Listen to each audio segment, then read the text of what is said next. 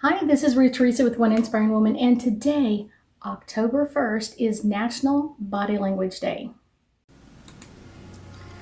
Hi, my name is Ruth Theresa with One Inspiring Woman. I'm an intuitive psychic medium here in the Sugar Land area. That's just outside of Houston. I work with my angels and guides to assist my clients in many areas of their lives, to bring them special messages from loved ones who have passed, to dialogue with their angels for guidance into their own situation, or to assist them with their own psychic abilities. If you like my content, please make sure to subscribe, like, and comment. That's right. October 1st is National Body Language Day, and one of the things I think is really interesting about this day is it's really talking about kind of the information that we pick up from other people's body language. And we pick that up a lot of times without even realizing it, and it's something that actually babies really learn is like just by the way someone's body language is, or the nonverbal communications with other people around them, like is mommy upset, or is mommy not feeling well, or whatever it is, and how to communicate with so many other people, and kind of that judgment of that, of like, how do you put this together and how do you kind of make this work out together? So that's kind of one of those weird, quirky things that all of us have, but a lot of times it's not unless you have psychic abilities do you kind of pick up on some of the other things as well. So kind of really depending on your communication and kind of your trust or distrust of other people's language. Because sometimes people will say like, oh, I'm feeling fine. And you're going, okay, that doesn't resonate, like there's something else wrong. And so that's kind of what comes up sometimes for me, is when someone will tell me one thing and I feel something different. And I'm like, wait, these are not saying the same thing. So should I trust or should I distrust the information that's coming through? And that's kind of the understanding of it, is kind of like when someone's words say one thing and their body language says something else. It's kind of like, okay, how do we make sense of all of this?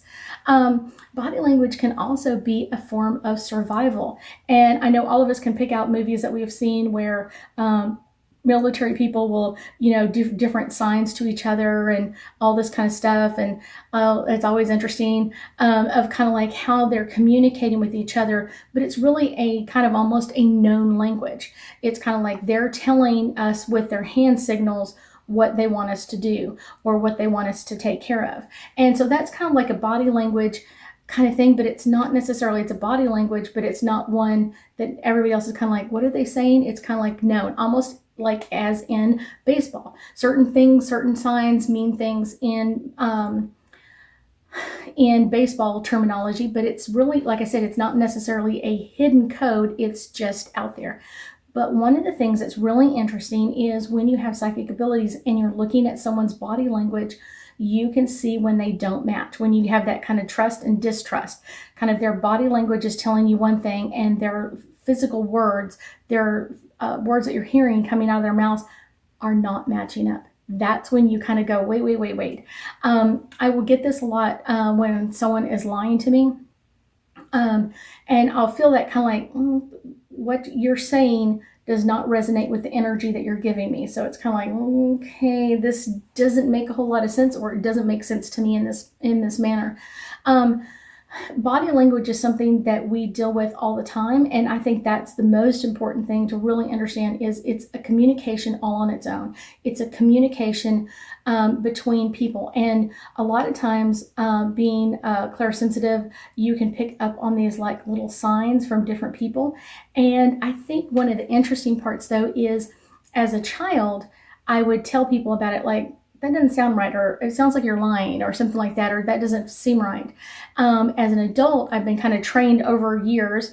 As an older child and moving up, I was like, you shouldn't say anything. You shouldn't tell an adult that they're lying. But I'll tell you, to this day, I can tell it, I can feel it. And a lot of times I don't say anything, but I can tell someone's lying to me. They'll tell me, oh yeah, I've done this or I've done that. And I'm just like, I can just tell that you didn't really do it. And there are some lies that people will say from time to time were kind of interesting in that perspective of, and I don't necessarily, they are technically designated as a lie. They'll say, oh, last Wednesday I went and had dinner at X restaurant. And you'll be like, okay. and I'll kind of get like, that's a lie. And it could have been Tuesday or it could have been Thursday. So it's not really a lie. It's kind of like they just not remembering correctly kind of what happened. And so I can kind of feel the difference between that and when someone like blatantly lies. And like I said, a lot of times I don't call people on it, but you can definitely tell, and it has a different energy about it. So one of the things that's really important is when you're kind of reading someone's body language, kind of check into your own psychic ability at the same time. And what do I feel? They're telling me one thing. Do I feel that this is the truth, or do I feel like this is a lie? That's a very great way of thinking about it. Let's pull a couple of angel cards and let's get us a little bit more insight into National Body Language Day. So this one is popping up first. Friendships. I think friendships is something that a lot of friends, even family members, will have like their own communication or their own way of communicating with each other. And you can sense and pick up on that as well. And that's something that's really interesting. When you have friends, close friends, or friends that you've had for a long period of time, you will feel that difference when something's not right with their energy, or they're saying one thing, but you're feeling something else. It's like, something's not right about this. That's when you know something's wrong. Okay, let's get another angel card out here for us. This one is support. A lot of times you can have support when you're asking for information or body language. It's kind of like, are there supporting information that's coming out? When someone tells you something and you're kind of like, I don't feel that, you can always ask a question and kind of have them further support their idea or your idea of like, I don't feel like they're telling me the truth. They're telling me a lie, or something else is going on. So it's really important to do that and kind of get that information, not only for yourself, but for other people as well. So that's a really good one. Enchantment. Be like a child. Like I was telling you, be like definitely like a child in this instance of when you feel it, say something about it. Like, for some reason, I don't get the truth. I don't get the truth with what you're telling me, and speak it out, because that's really kind of calling attention to your own psychic abilities and kind of like, what do I feel led to say? I feel led to say, like, I feel like there's something wrong, or there's some inaccuracy in what you're telling me. And that makes a big difference, not only for yourself and your own psychic abilities and kind of like, I figured it out, or it could also be kind of like trusting that instinct in you, like, okay, I really did get this. They were telling me this and they said this, and it's kind of like, okay, now I'm getting that there's something wrong with this. And that's the really fun, cool part about it. Tell me, keeping track with me, and let me know if you have your own body language where you communicate with other people. I will tell you that for my kids and my husband and I, when the kids were little, we had our own sign language. If we were a party or event and I needed them to talk to me or something like that, or come near me, we had our own body language information to communicate over time or distance.